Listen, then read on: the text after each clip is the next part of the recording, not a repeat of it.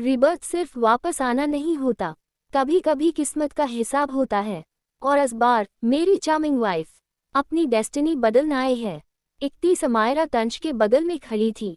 उसके सामने मिस्टर शाह और निहारिका खड़े थे। तंज के दूसरी तरफ कुछ दूरी पर हर्ष स्माइली को गोद में लेकर खड़ा था। स्माइली को नींद आ रही थी, इसलिए वह हर्ष की गोद में ही सो गई थी। उनके आसपास कई सारे लोग मौजूद थे, जो सिर्फ अमायरा पर ही उंगली उठा रहे थे। एक औरत ने अमायरा को ऊपर से नीचे तक देखा, फिर उसकी नज़र अमायरा की गोरी गर्दन पर गई, जिस पर लव बाइट के निशान बने थे। उस निशान को देखकर वह औरत अमायरा के कैरेक्टर पर उंगली उठाते हुए बोली, ये लड़की कितनी ज़्यादा गिरी हुई है। इसने निहारिका के बॉयफ्रेंड के साथ यह सब करने की कोशिश की। जरूर इसकी नज़र निहारिका के बॉयफ्रेंड के पैसों पर होगी। अमायरा को उनकी बातें सुनकर जितना गुस्सा आ रहा था, उससे कहीं ज़्यादा गुस्सा तंज को आ रहा था। मगर निहारिका को ये सब सुनकर बहुत ही सुकून मिल रहा था। वह मन में मुस्कुराते हुए बोली, तुम जो कोई भी हो, आज के बाद से तुम्हारा घर से यूं निकलना मुश्किल हो जाएगा। तुम जब भी घर से बाहर निकलोगी, लोग तुम्हें इतना परेशान करेंगे कि तुम खुद ही सुसाइड करके मर जाओगी। हर्ष लगातार तंज को देख रहा था और उसके जवाब का इंतजार कर रहा था, पर 1 मिनट बाद भी तंज कोई जवाब नहीं देता, लेकिन गुस्से से उसकी मुट्ठी बंद थी। तंज को जवाब न देता देख अमायरा अपनी आईब्रो ऊपर करके उसे देखती है। तंज के कुछ भी ना बोलने से निहारिका को मौका मिल गया था अमायरा पर उंगली उठाने का। वह थोड़ा आगे आकर अपने हाथ सीने पर बांधकर घमंड से अमायरा से बोली, देख लिया तुमने, टीजे मेरा बॉयफ्रेंड है। अगर नहीं होता तो अब तक उसने कुछ बोला क्यों नहीं? अगर वह तुम्हारा बॉयफ्रेंड होता, ये तुम्हें पसंद करता है, तो तुम्हें जरूर प्रोटेक्ट करता। लेकिन देखो ये शांत है, पर मैं इसे दोष नहीं दूंगी, तुमने ही इसे सेड्यूस किया होगा। मिस्टर शाह भी तंज को चुप देखकर बहुत खुश थे। वह अपने मन में बोले, मैंने कभी नहीं सोचा था मिस्टर टीजे मेरी बेटी को पसंद करते होंगे। अगर मेरी बेटी और टीजे की शादी हो जाएगी तो कितना अच्छा होगा। टीजे पूरी दुनिया का किंग है, बिजनेस फील्ड में उसका कोई जवाब नहीं। अगर निहारिका की शादी उससे हो जाए तो टीजे के बदौलत मैं भी सब पर राज कर सकता हूँ। मुझे यह मौका हाथ से जाने नहीं देना चाहिए। मिस्टर शाह अपनी खुशी छुपा नहीं पा रहे थे, मगर फिर किसी तरह खुद को कंट्रोल करके उन्होंने जैसे ही अमायरा का हाथ पकड़ना चाहा, अचानक ही उनके हाथ को किसी सख्त हाथ ने पकड़ लिया। मिस्टर शाह ये देखकर हैरान थे कि तंज ने उनका हाथ पकड़ा था। मिस्टर शाह हैरानी से बोले, टीजे हमें इस लड़की को सबक सिखाना चाहिए। पता नहीं इसकी जैसी कैरेक्टरलेस लड़की मेरी पार्टी में कैसे। Shut up. टीजे के इस तरह चुप कराने से मिस्टर शाह को काफ़ी बेइज्जती फील हुई। उन्होंने अपना हाथ तंज से छुड़वाने की कोशिश की, मगर तंज की पकड़ उनके हाथ पर इतनी कसी हुई थी कि मिस्टर शाह चाहकर भी अपना हाथ छुड़ा नहीं पा रहे थे। उन्हें अपने हाथ में बहुत दर्द हो रहा था।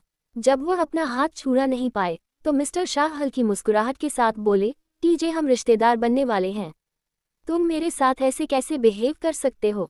निहारिका मेरी बेटी है और वो तुम्हारी गर्लफ्रेंड भी है। उस रिश्ते से मैं तुम्हारा होने वाला ससुर हूँ। क्या तुम मेरे साथ इस तरह बिहेव करोगे? तंज उनके हाथ पर अपनी पकड़ कसते हुए डेविल स्माइल करने लगा। फिर वो उसने मिस्टर शाह की आंखों में देखते हुए तिरछा मुस्कुराकर अनजान बनते हुए पूछता है, कौन निहारिका? सभी शौक थे तंज की बात सुनकर। निहारिका की तो पैरों तले जमीन खिसक गई। वो हकलाते हुए बोली, टीजे मैं हूँ निहारिका। क्या तुम मुझे पहचान नहीं पा रहे हो या आखिर इस लड़की ने तुम्हारे साथ क्या कर दिया है? तंज की आईब्रो आपस में जुड़ जाती है। उसने ऊपर से नीचे तक निहारिका को देखा और फिर कंफ्यूजिंग टोन में पूछा, आंटी आप कौन है? आंटी शब्द सुनकर निहारिका लगभग लड़खड़ा गई थी। इस शब्द को दोहराते हुए उसे चक्कर आने लगा था। पार्टी में मौजूद लोग शौक होकर एक दूसरे को देखने लगे, क्योंकि निहारिका कहीं से भी आंटी नहीं लग रही थी। वहीं अमायरा खुद शौक थी, मगर अगले ही पल वह अपनी हंसी को दबा लेती है। निहारिका चिढ़ते हुए पूछती है, टीजे तुम ये क्या बोल रहे हो? मैं तुम्हें पसंद करती हूँ और तुम मुझे आंटी बोल रहे हो? अभी कुछ देर पहले तक तो हम दोनों एक दूसरे से बात कर रहे थे, और अब तुम ऐसे बिहेव कर रहे हो जैसे तुम मुझे जानते ही ना हो। मिस्टर शाह हड़बड़ाते हुए बोले, मिस्टर टीजे ये क्या मजाक है? अगर तुम मेरी बेटी की फीलिंग्स के साथ खेल रहे हो तो मैं छोड़ूंगा नहीं तुम्हें, फिर तुम चाहे जितने बड़े बिजनेसमैन क्यों ना हो।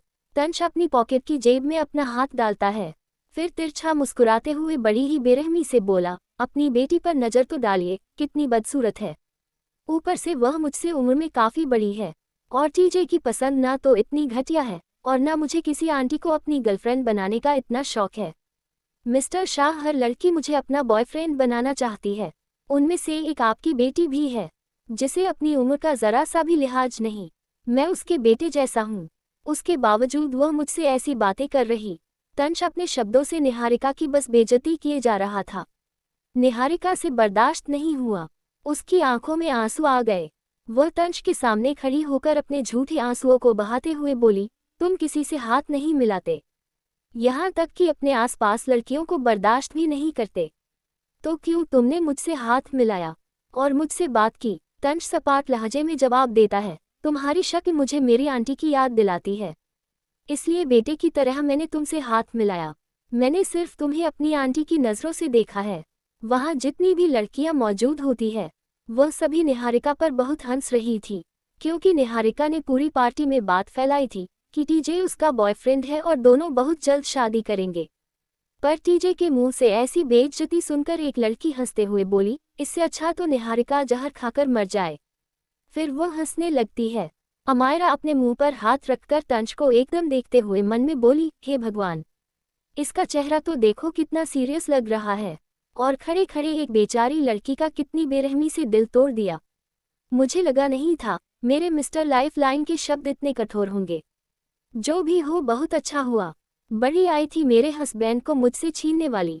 हो, निहारिका अब सच में रोने लगी थी। वह जैसे ही तंश के हाथ को पकड़ती है, अमायरा जल्दी से उसे दूर झटकते हुए मुंह बनाकर बोली, मिल गया जवाब। वह तो तुम्हें जानता भी नहीं, पर तुमने और तुम्हारे डैडी ने मेरी बहुत इंसल्ट की। अब ये बताओ तुम दोनों मुझे कैसे कंपनसेट करोगे। अमायरा ऐसे ही दोनों बाप बेटी को नहीं जाने देना चाहती थी, वह उन्हें थोड़ा लूटकर ही जाना चाहती थी। मिस्टर शाह अमायरा के ऊपर जैसे ही हमला करते हैं, तंश अमायरा की कमर को पकड़कर उसे अपने करीब कर लेता है और दूसरे हाथ से मिस्टर शाह के हाथ को पकड़कर उन्हें धक्का दे देता है। मिस्टर शाह जमीन पर गिर गए। मुंह के बल गिरने के कारण उनके सर पर चोट लग गई। तभी तंश कोल्ड वॉइस में बोला, केवल जवाब दो। फिर वह अपनी नज़र झुकाकर अमायरा से नर्म आवाज में सवाल करता है, तुम्हें क्या चाहिए। अमायरा शैतानी मुस्कुराहट के साथ बोली, मुझे पैसा चाहिए। नहीं, मिस्टर शाह की इतनी बड़ी कंपनी है, अब जब उन्होंने मेरे कैरेक्टर पर सवाल उठाया है और कहा कि मैंने पैसों के लिए तुम्हें फंसाया है, तो मुझे उनकी कंपनी के पूरे 50% शेयर चाहिए। अमायरा खड़े खड़े मिस्टर शाह को लूट रही थी। वही बगल में खड़ा हर्ष मुस्कुरा रहा था। मिस्टर शाह किसी तरह जमीन से खड़े हुए और तंश को उंगली दिखाते हुए बोले, मैं कुछ नहीं देने वाला, यह मेरी मेहनत की कमाई है। अमायरा दूर खड़े केवल को कुछ इशारा करती है, तो केवल एक वेटर को एक लिफाफा अपने जेब से निकाल कर देता है और अमायरा की तरफ इशारा करते हुए बोला, ये जाकर उन मैडम को दे दो। वेटर जल्दी से जाकर वह लिफाफा अमायरा को दे देता है, तो अमायरा उस बड़े से लिफाफा को खोलकर मुस्कुराते हुए मिस्टर शाह से बोली, मिस्टर शाह, मैंने पेपर्स भी रेडी करवा लिए हैं, आपको बस अपना साइन करना है। साइन ना सही तो आप अंगूठा भी लगा सकते हैं, मुझे कोई प्रॉब्लम नहीं है। उद्धरण चिन्ह। अमायरा के हाथ में पेपर्स देखकर तंश की आईब्रो पर हो गई। वह अपने गार्डों को इशारा करता है। गार्ड्स अपनी गन मिस्टर शाह और उनके गार्डों के ऊपर तान देते हैं। एक गार्ड निहारिका के ऊपर गन तान देता है और एक वीडियो मिस्टर शाह के सामने फोन में चला देता है। उस वीडियो को देखते ही मिस्टर शाह के पसीने निकलने लगे। वह डर से कांपते हुए बोले, मैं साइन करने को तैयार हूँ। इतना कहते ही वह डरते हुए अमायरा के हाथ से पेपर लेते हैं और अपने जेब से पेन निकालकर उस पर साइन करके पेपर वापस अमायरा को दे देते हैं। पर मिस्टर शाह अंदर ही अंदर गुस्से में थे। वह अब दांत पीसते हुए तंश से बोले, अब इस वीडियो को डिलीट करवाओ। तंश गार्ड्स को इशारा करता है, तो सभी गार्ड्स वहां से चले जाते हैं। देखते देखते मिस्टर शाह जमीन पर गिर गए थे। उनकी आंखों में आंसू थे। वह तंश को उंगली दिखाते हुए बोले, टीजे, ये तुमने अच्छा नहीं किया, मैं इसका बदला जरूर लूंगा, यह मेरी मेहनत की कमाई थी। तंश अमायरा को अपनी बाहों में भरता है और वहां से जाने से पहले शैतानी मुस्कुराहट के साथ बोला, टीजे अपने दुश्मनों को नहीं छोड़ता, और ये तुम्हारे खून पसीने की कमाई है, या तुमने किसी का खून करके इसे कमाया है, यह मैं बहुत अच्छे से जानता हूँ। इतना कहते ही वह जानलेवा नजरों से निहारिका को देखते हुए निकल गया। मिस्टर शाह तो टीजे के जवाब से कांप रहे थे। वह मन में बोले, नहीं नहीं, मेरा सालों पुराना राज किसी को पता नहीं चल सकता। निहारिका रोते हुए बोली, डैड उसे रोकिए, डैड मुझे वो चाहिए। वह रोती रही, पर कोई फायदा नहीं हुआ। तंश अपनी कार में बैठता है और अमायरा उसके बगल में बैठी उन प्रॉपर्टी पेपर्स को देख रही थी। तंश अपने फ़ोन में किसी को कुछ मैसेज करता है, फिर विंडो के बाहर खड़े विश्वास को एक इशारा करता है, तो विश्वास डेविल स्माइल करते हुए वहां से चला गया। कुछ ही देर में इंटरनेट पर एक वीडियो अपलोड हुआ, जिसे देखते ही मिस्टर शाह के होश उड़ गए। वह चीखते हुए बोले, टीजे तुमने मुझे धोखा दिया, प्रॉपर्टी के पेपर्स पर भी साइन करा लिया, फिर भी तुमने ये वीडियो वायरल कर दिया।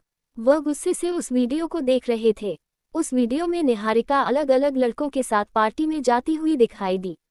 वह ड्रग्स भी ले रही थी और लड़कों के साथ इंटीमेट भी हो रही थी। यही नहीं, और भी फोटोज और वीडियो थे, जिससे साफ साफ पता चल रहा था कि मिस्टर शाह बिजनेस में कैसे लोगों को बेवकूफ़ बनाकर उन्हें लूटते थे। आज तक उन्होंने 100 करोड़ से भी ज़्यादा का घपला किया है। ये सब देखकर तो मिस्टर शाह को हार्ट अटैक ही आ गया था। वह बेहोश होकर वही पार्टी में गिर गए। रातों रात शाह कॉर्पोरेशन के शेयर्स भी गिरने लगे। अमायरा रूम में बैठी फ़ोन में ये सब देख रही थी। उसका तो दिल जोर से धड़क रहा था। वह भागते हुए तंश के स्टडी रूम में जाती है। तंश अपने लैपटॉप में कुछ कर रहा था। अमायरा को इस तरह भागते हुए आते देख उसने हैरानी से पूछा, व्हाट? अमायरा उसके गोद में बैठकर अपने फ़ोन में उसे न्यूज़ दिखाते हुए बोली, देखो अभी अभी तो मैं अमीर बनी हूँ, पर ये लोग मुझे गरीब बना रहे हैं। अगर कंपनी के शेयर्स गिर जाएंगे तो मेरे 50% मालकिन होने के क्या फ़ायदे? तंश दांत पीसते हुए बोला, यू ग्रीडी गर्ल, तुम्हारा हस्बैंड इतना अमीर है, उसके बावजूद तुम्हें इतने पैसे क्यों चाहिए? अमायरा मुंह बनाकर बोली, हर लड़की को इंडिपेंडेंट होना चाहिए, मैं बस वही बन रही हूँ। तंश अपनी आईब्रो पर करके उसे घूरते हुए बोला, इसे इंडिपेंडेंस होना नहीं, लालच कहते हैं।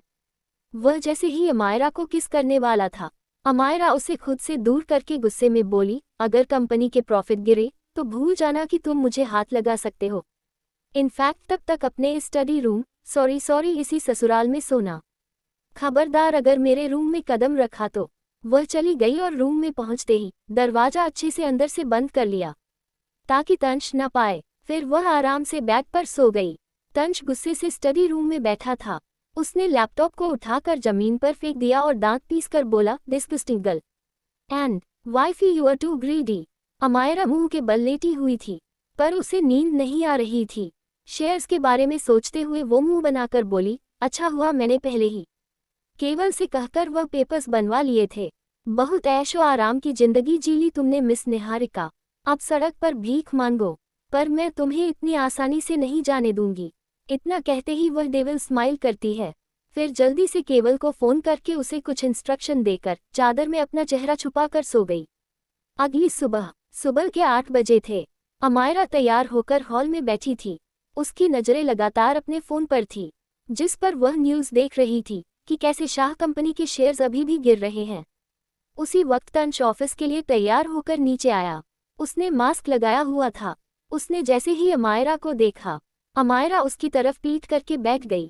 तंश एक गहरी सांस लेकर उससे कुछ कहता, उससे पहले ही एक गार्ड आकर बोला, प्रेसिडेंट मिस्टर रायचंद आए हैं। ये सुनकर अमायरा और तंश एक दूसरे को देखते हैं। अमायरा खुश होकर बोली, डैडी को अंदर भेजो। मिस्टर रायचंद जैसे ही विला के अंदर आते हैं, अमायरा खुश होकर उनके गले लग गई, पर मिस्टर रायचंद उसे खुद से दूर करते हुए सख्त आवाज में बोले, मुझे तंश से कुछ बात करनी है। अमायरा की खुशी गायब हो गई। वह सोचने लगी कि उसके डैड को तंश से क्या बात करनी है। मिस्टर रायचंद तंश के सामने खड़े होकर अपनी कोल्ड वॉइस में बोले, मैंने बहुत सोचा तुम्हारे बारे में, पर अमायरा इस रिश्ते में रहना चाहती है, लेकिन मुझे मेरी बेटी की बहुत चिंता है और उसके करियर की भी, इसलिए मैं सीधे सीधे तुमसे कह रहा हूँ। मैं नहीं चाहता कि अगले 5 साल तक तुम अमायरा के करीब जाओ। मुझे पता है तुम दोनों पति पत्नी हो, मेरा बीच में बोलने का कोई हक नहीं, पर मुझे मेरी बेटी की चिंता है। अगर इतनी जल्दी वह माँ बन गई तो उसका करियर बर्बाद हो जाएगा। अगले 5 साल तक तुम उसे प्रेग्नेंट नहीं कर सकते, इनफैक्ट उसके करीब भी नहीं जा सकते। अपने डैड की बात सुनकर अमायरा के हाथ से उसका फ़ोन छूट जमीन पर गिर गया। अमायरा मन में बोली, ये डैड क्या बोल रहे हैं? एक मिनट, कहीं मेरे लव बाइट्स तो नहीं दिख रहे? अमायरा जल्दी से अपने बालों को खोल 32 अमायरा अपने डैड की बात सुनकर जितना शौक थी उतना ही उसे शर्म भी आ रही थी। अमायरा अपने बालों को खोल के अपने गर्दन को छिपा लेती है। वह अपनी उंगलियों को मसलते हुए अपने डैडी को देखती हैं, जो तंश को ही देख रहे थे।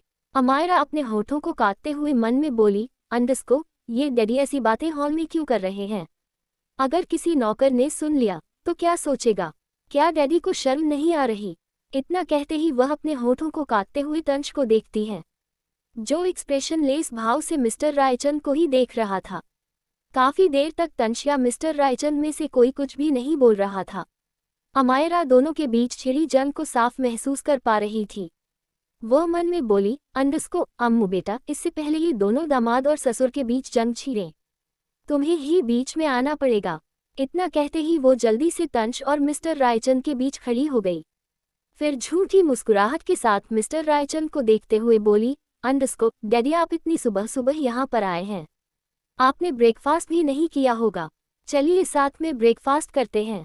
अमायरा मिस्टर रायचंद के हाथ को पकड़ लेती है और उन्हें डाइनिंग टेबल की तरफ लेकर जाने लगती है, मगर मिस्टर रायचंद उसे आंखें दिखाते हुए बोले, अंडस्को, अमायरा, मुझे तंश से कुछ बात करनी है, तुम ब्रेकफास्ट करो जाकर। उनकी आवाज़ इस बार थोड़ी कड़क थी, जिसे सुनकर अमायरा एक पल के लिए रुक गई, मगर फिर कोशिश करते हुए बोली, अंडस्को, लेकिन डैडी।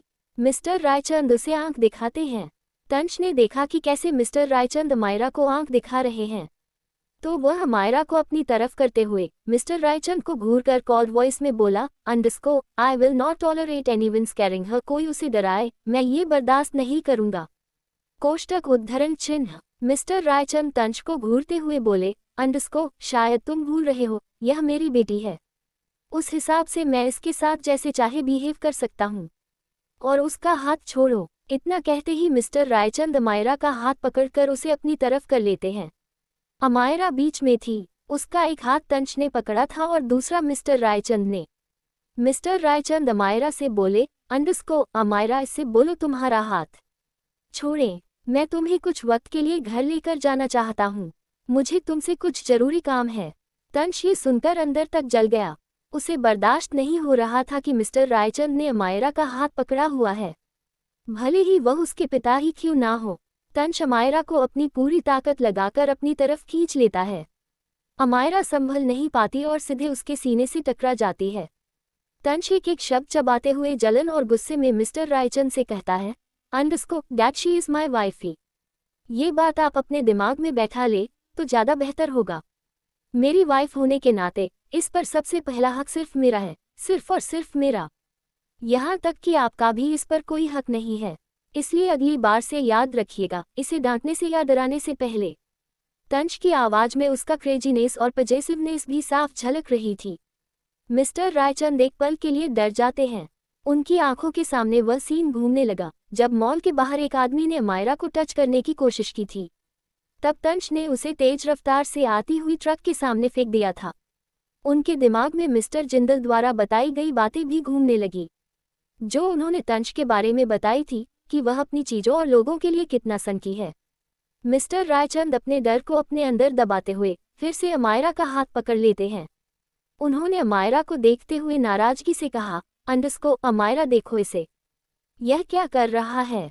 मैं इसके साथ शांति से पेश आ रहा हूँ, मगर यह मेरे साथ बदतमीजी कर रहा है। क्या इसके अंदर इतनी भी तमीज नहीं है कि अपने ससुर से अच्छे से बात करें? क्या तुम ऐसे लड़के के साथ सच में रहना चाहती हो? मैं अभी भी कह रहा हूँ, तुम्हारे पास मौका है इसे छोड़ने का। इस दुनिया में बहुत सारे अच्छे लड़के हैं जो तुम्हें पसंद करेंगे और तुम्हारे साथ अच्छे से बिहेव करेंगे। अमायरा अपने डैड की बातें सुनकर डर रही थी। उसने अपने थूक को घटकते हुए अपना सिर ऊपर करके तंश को देखा, जो लगभग हैवान बन चुका था। वह तंश के अंदर से निकल रहे डरावने ऑरा को भी साफ महसूस कर पा रही थी। वह घबराते हुए मन में बोली, अंडस्को, अरे डैड, शांत हो जाए। क्यों सोए हुए राक्षस को आप जाग रहे हैं? कहीं ऐसा ना हो यह आपके साथ चोरी छुपे कुछ कर दे, फिर मैं भी आपको बचा नहीं पाऊंगी। डैडी प्लीज इसके आगे कुछ भी मत बोलिएगा। ये कहते हुए वह तंश के शर्ट को चबा रही थी, क्योंकि उसे मन ही मन घबराहट हो रही थी कि पता नहीं तंश उसके डैड के साथ क्या करेगा। मिस्टर रायचंद चुप नहीं हुए। उन्होंने बड़े रौब के साथ अमायरा से आगे कहा, अमायरा बताओ मुझे तुम क्या चाहती हो। अगर तुम सच में ऐसे आदमी के साथ रहना चाहती हो तो इसे मेरी कुछ शर्तें माननी होगी, जो मैंने अभी बताई कि यह 5 साल तक तुमसे दूर रहेगा। अमायरा फिर से अपना सर ऊपर करके तंज को देखती है, जो अब मुस्कुरा रहा था। तंज कुछ कहता उससे पहले ही अमायरा अचानक ही बोली, मिस्टर लाइफलाइन चलिए ब्रेकफास्ट करते हैं। तुम्हें ऑफिस जाना है ना? मुझे भी कॉलेज जाना है। मुझे बहुत भूख लग रही है। अमायरा की हालत रोने वाली हो गई थी। तंज अपनी नजरें नीचे करके घूर के उसे देखता है, फिर तिरछा मुस्कुराते हुए बोला, वाइफी ससुर जी को थोड़ी सी इज्जत चाहिए। 1 मिनट रुक जाओ, उसके बाद फिर ब्रेकफास्ट करने चलते हैं। इतना कहते ही उसने मिस्टर रायचंद को देखा और अपनी पॉकेट के एक जेब में हाथ डालकर अपनी दमदार आवाज में पूछता है, सो डैड, आपको मुझसे इज्जत चाहिए? ठीक है, मैं पूरे इज्जत के साथ आपको यहाँ से जाने के लिए कहता हूँ। यही नहीं, अभी मैंने जो आपके साथ बदतमीजी की, माफी के तौर पर मैं आपको बहुत ही अच्छा गिफ्ट भेजूंगा। उम्मीद है वह गिफ्ट आपको बहुत पसंद आएगा। मिस्टर रायचंद ना समझी से तंज को देख रहे थे, पर तंज अमायरा की कमर पर अपनी पकड़ कसते हुए अपने गुस्से को कंट्रोल करते हुए दांत पीसकर आगे बोला, और रही बात 5 साल तक दूर रहने की, तो यह नामुमकिन है। अगर आप मुझे फोर्स करेंगे कि मैं 5 साल तक मेरी वाइफी को टच ना करूं और उसे प्रेग्नेंट ना करूं, तो मैं वादा करता हूं अगले महीने ही आपके नाना बनने की गुड न्यूज़ आपको मिल जाएगी। मिस्टर रायचंद गुस्से से उसे उंगली दिखाते हुए बोले, तुम बदतमीज लड़के। तंज उन्हें इग्नोर करता है, फिर अमायरा को देखते हुए वार्निंग भरी आवाज में बोला, तुमने कहा था ना तुम्हें ऑफिस घूमना है, चलो मेरे साथ, वहीं पर ब्रेकफास्ट कर लेना। वह जबरदस्ती अमायरा को घसीटते हुए अपने साथ ले गया, क्योंकि वह उसे यहाँ नहीं छोड़ना चाहता था, वरना उसके पीठ पीछे अगर उसके ससुर जी उसकी बीवी को भड़का देते तो क्या होता। ये सब बातें उसके दिमाग में चल रही थी, इसलिए वह मिस्टर रायचंद को इग्नोर करते हुए अमायरा को जबरदस्ती अपने ऑफिस ले गया। मिस्टर रायचंद बस तंज की कार को जाते हुए देख पा रहे थे। वह अपनी कार के पास खड़े होकर गुस्से में बोले, अगर मुझे पहले पता होता ये लड़का इतना ज़्यादा बदतमीज है, तो मैं कभी भी अमायरा की शादी इससे नहीं कराता। लेकिन मैंने अपने थोड़े से फ़ायदे के लिए अपनी फूल सी बच्ची को इस राक्षस के हवाले कर दिया। फिर मिस्टर रायचंद अपनी कार में बैठते हैं और वहाँ से निकल जाते हैं। वहीं दूसरी तरफ शौर्य अपने ऑफिस में बैठा हुआ था। वह लगातार अमायरा की तस्वीर को देख रहा था और मुस्कुराए जा रहा था। उसने अमायरा की तस्वीर पर हाथ फेरते हुए कहा, तुम्हारे लिए मैं तड़प रहा हूँ। तुम्हारी खुमारी मुझ पर ऐसी चढ़ी कि मैं बावरा हो गया। मेरी सपनों की रानी, कब मेरी बाहों में आओगी तुम? यह बाहों के घेरे तरस रहे हैं सिर्फ और सिर्फ तुम्हारे लिए। शौर्य की आंखों में धीरे धीरे एक अलग ही नशा छाने लगा था।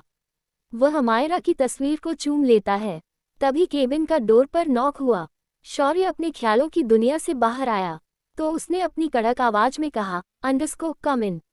डोर खोलकर शौर्य का असिस्टेंट अंदर आता है। उसके हाथ में इस वक्त एक फाइल थी, पर उसके चेहरे के एक्सप्रेशन थोड़े से बिगड़े हुए थे। ये देखकर शौर्य ने एक्सप्रेशन लेस भाव से पूछा, व्हाट?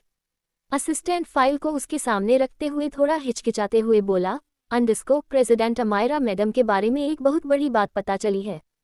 शौर्य अमायरा के बारे में और जानने के लिए एक्साइटेड नजर आने लगा। उसने बेसब्री से सवाल किया, क्या हुआ? क्या पता चला है उसके बारे में? और क्या तुमने मिस्टर रायचंद से बात की कि मैं उनसे मिलना चाहता हूँ, ताकि मैं उनसे मेरी और अमायरा की शादी की बात कर सकूं? असिस्टेंट थोड़ा डरते हुए शौर्य को सब बता देता है। प्रेसिडेंट, हमारे एजेंट से पता चला है कि कल रात मिस्टर शाह की पार्टी में अमायरा मैडम को देखा गया है। वह वहां पर जिंदल खानदान के सबसे बड़े बेटे मेजर जनरल हर्षवर्धन जिंदल के साथ आई थी, लेकिन उन्हें वही होटल के एक रूम में टीजे। इतना कहते कहते वह रुक गया। वह अपनी बात को पूरा नहीं कर पा रहा था, क्योंकि उसे डर लग रहा था कि उसका बॉस कैसे रिएक्ट करेगा। शौर्य ने जब उसे रुकते हुए देखा तो गुस्से में बोला, आगे बोलो। तो असिस्टेंट अपनी आंखें बंद करके जल्दी से बोला, अमायरा मैडम को टीजे के साथ एक ही रूम में देखा गया था। वह दोनों काफी देर तक उस रूम के अंदर थे, और जब रूम से बाहर आए तो उनकी हालत काफी आपत्तिजनक थी। यहाँ तक कि मैडम के गर्दन पर ऐसे निशान थे जिन्हें देखकर साफ पता चल रहा था कि उन दोनों के बीच बहुत कुछ हुआ है। ये सुनकर शौर्य शौक होकर पूछता है, लेकिन अमायरा तो जिंदल खानदान के सबसे छोटे बेटे की पत्नी है, तो वो टीजे के साथ कैसे? टीजे तो बिजनेसमैन है ना, जिसकी कंपनी आज तक नंबर 1 पर बनी हुई है, लेकिन उसे तो लड़कियों में कोई इंटरेस्ट नहीं। तो ऐसा कैसे हो सकता है? क्या अमायरा भी बाकी लड़कियों की तरह कैरेक्टरलेस है, जिसे सिर्फ अपने जिस्म की नुमाइश करनी आती है? इतना कहते ही उसके चेहरे पर नफरत नजर आने लगी। अचानक ही वह वहां तोड़फोड़ करने लगता है, फिर अपना हाथ गुस्से में टेबल पर मारते हुए बोला, अगर यह भी अपना जिस्म बेचने वाली लड़की है तो भी यह मुझे चाहिए, पर एक रात के लिए। सोचा था इसे अपनी बीवी बनाऊंगा, रानी की तरह रखूंगा, लेकिन ऐसी लड़कियों को तो केवल बिस्तर तक ही रखते हैं। शौर्य की आंखों में थोड़ी देर पहले अमायरा के लिए जो पागलपन था वह नफरत में बदल गया। वहीं दूसरी तरफ तंश का ऑफिस। तंश ने अपने चेहरे पर मास्क लगाया हुआ था और आंखों पर चश्मा। उसकी कार जैसे ही ऑफिस के बाहर रुकी, वह बड़े ही एटीट्यूड के साथ बाहर निकला और अमायरा को भी जबरदस्ती खींच लिया। अमायरा उसके हाथ से अपनी कमर को छुड़ाते हुए बोली, छोड़ो, मुझे कॉलेज जाना है, मुझे डांस की प्रैक्टिस करनी है, छोड़ो। लेकिन तंश उसकी एक नहीं सुनता और उसे अपनी गोद में उठाते हुए अपने साथ लेकर जाने लगा। पहली बार अपने बॉस को किसी लड़की के साथ देखकर सभी लोग शॉक थे। किसी की भी नज़र तंश और अमायरा से हटी नहीं रही थी। तंश जानबूझकर अपनी पर्सनल लिफ्ट से ना जाकर नॉर्मल लिफ्ट से अमायरा के साथ जा रहा था। अमायरा ने देखा बाकी लोग कैसे तंश का घूर रहे थे, तो उसका मुंह बन गया। कुछ देर में तंश अमायरा को लेकर अपने केबिन में पहुंच जाता है। तंश अपने सीईओ की चेयर पर बैठ गया और अमायरा को जबरदस्ती अपने गोद में बैठा लिया। वह अमायरा को घूरते हुए उसके बालों पर हाथ फेरता है। अमायरा मुंह बनाकर उसे देखती है और फिर बोली, तुम मुझे यहाँ लेकर क्यों आए हो? मुझे कॉलेज जाना है। तुम्हें पता भी है कंपटीशन जीतने के लिए मुझे कितनी प्रैक्टिस करनी पड़ेगी, वरना सभी मेरा कितना मजाक बनाएंगे, क्योंकि मैंने सभी से कहा था कि मैं ही कंपटीशन जीतूंगी। तंश अपने रोलिंग चेयर को हल्का हल्का रोल करते हुए अमायरा को लगातार देख रहा था। उसकी नशीली आंखों को इतनी देर तक अमायरा बर्दाश्त नहीं कर पा रही थी। असल में तो उसके दिल में कुछ कुछ हो रहा था तंश के लिए। कुछ देर बाद अमायरा ने इरिटेट होकर कहा, तुम मुझे इस तरह क्यों घूर रहे हो? फिर तंश की नज़र अमायरा के गर्दन पर गई, जिस पर लव बाइट्स के निशान थे। तंश तिरछा मुस्कुराते हुए उसकी गर्दन पर हाथ फेरते हुए मैग्नेटिक वॉइस में बोला, हनी, मुझे ससुर जी को कैसी पनिशमेंट देनी चाहिए? अमायरा ने शौक होकर पूछा, क्या पनिशमेंट? तुम डैडी को पनिशमेंट दोगे? देखो उनके साथ कुछ भी मत करना, वरना मुझसे बुरा कोई नहीं होगा। तंश अमायरा की गर्दन पर किस करते हुए चालाकी से बोला, जब मैं तुम्हें नहीं छोड़ता तो तुम्हें क्या लगता है मैं उन्हें छोड़ दूंगा? अमायरा हकलाते हुए पूछती है, तुम क्या करने वाले हो मेरे डैडी के साथ? सच बताओ, तुम्हारे दिमाग में क्या चल रहा है? तंश अमायरा के दोनों गालों पर हाथ रखता है और बहुत ही सेडिक्टिव वे में उसके नाक से अपने नाक को लड़ाते हुए बोला, अगर तुम मुझे पूरे ऑफिस के सामने किस करती हो तो मैं थोड़ी सी पनिशमेंट कम कर दूंगा। वैसे भी कल रात तुमने कहा था कि तुम मेरे साथ सोना चाहती हो, मैं तो सिर्फ किस मान रहा हूँ। अमायरा उसे खुद से दूर करते हुए बोली, कितने बेशरम हो तुम, मुझे ऑफिस क्या ये सब कराने के लिए लेकर आए हो? तंश उसे वापस अपनी बाहों में जकड़ लेता है। तभी केबिन के बाहर से उसे किसी की आवाज़ सुनाई दी, तो अमायरा चौंकते हुए बोली, ये तो डैडी ससुर की आवाज़ है। अगर उन्होंने मुझे देख लिया तो क्या सोचेंगे? मैं उनके बेटे को ऑफिस में परेशान करती हूँ और मेरी इमेज भी खराब हो जाएगी। बिल्कुल नहीं। इतना कहते ही वह आसपास छुपने के लिए जगह ढूंढने लगी। वह हड़बड़ाते हुए इधर उधर जा रही थी, पर फिर तंश के सामने खड़ी होकर उछलते हुए बोली, मुझे बताओ मैं कहाँ छुपूं? उसने इतना कहा ही था कि तभी केबिन का डोर खुला। अमायरा शॉक होकर दरवाजे की तरफ देखती है। जब उसे कुछ नहीं समझ आया तो वह जल्दी से तंश को हल्का सा धक्का देकर उसके डिस्क के नीचे छप गई। इसी हड़बड़ी में ढेर सारे पेन भी जमीन पर गिर गए। मिस्टर जिंदल बड़े ही रौब के साथ केबिन के अंदर आए। उन्होंने देखा तंश उन्हें कितने गुस्से से देख रहा है, तो वह अपनी दमदार आवाज में उसे डांटते हुए बोले, बाप हूँ तुम्हारा, इसलिए अपनी नजरें नीचे रखो। तंश गुस्से से जवाब देता है, और आपने मेरे रोमांटिक टाइम को बर्बाद किया, उसका क्या?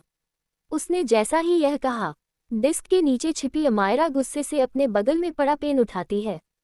और उसकी कैप निकालकर उसकी नोक को तंज की थाई पर जोर से मार देती है। अगले ही पर तंज को अपने थाई में दर्द महसूस हुआ, तो वो घूर के अपनी नज़र झुकाकर अमायरा को देखता है। तो अमायरा उसे इशारों में चुप रहने को बोलती है, पर तंज उसे इग्नोर करते हुए मिस्टर जिंदल को देखता है। वहीं दूसरी तरफ रायचंद विला के बाहर कई सारी कार्स रुकी। उनमें से लगभग 10 से 15 औरतें बाहर निकली। वह बहुत ही सज धज कर आई थी और उनकी उम्र लगभग 40 साल के आसपास होगी। वह सभी औरतें बहुत ही ज्यादा शर्मा भी रही थी। वह जैसे ही अंदर जाने को हुई, गार्ड्स उन्हें रोकते हुए एक्सप्रेशन लेस भाव से बोला, अंडस्को, आप लोग कौन है और किससे मिलना है? तो एक औरत गुस्से में बोली, अंडस्को, मैं यहाँ पर मिस्टर रायचंद से शादी करने आई हूँ और मैं इस घर की मालकिन हूँ। हटो मेरे सामने से। उस औरत की बात सुनकर बाकी सभी औरतें आपस में लड़ने लगी कि वह होने वाली मिसेज रायचंद है। गार्ड्स तो अपना मुंह फाड़े सबको देख रहे थे। तभी एक गार्ड भागते हुए अंदर गया और मिसेज रायचंद को सब कुछ बता दिया। तो मिसेज रायचंद क्यूरियस होकर बाहर आई। उन्होंने जब उन औरतों को देखा और उनकी बातें सुनी, तो वो गुस्से से बोली, अंडस्को, सब लोग शांत हो जाओ। और यह क्या तमाशा लगा रखा है? और रही बात मिसेज रायचंद की, तो वह मैं हूँ। एक औरत उन्हें ऊपर से नीचे तक देखती है और फिर बोली, अंडस्को, लेकिन हमें यहाँ पर मिस्टर रायचंद से शादी करने के लिए भेजा गया है और कहा गया है कि हम में से किसी एक को वो पसंद करेंगे। ये सुनकर मिसेज रायचंद पूरी तरीके 33 मिसेज रायचंद अपनी जगह पर शॉक होकर खड़ी हुई थी। उन्हें अभी भी कुछ भी समझ नहीं आ रहा था कि आखिर हो क्या रहा है।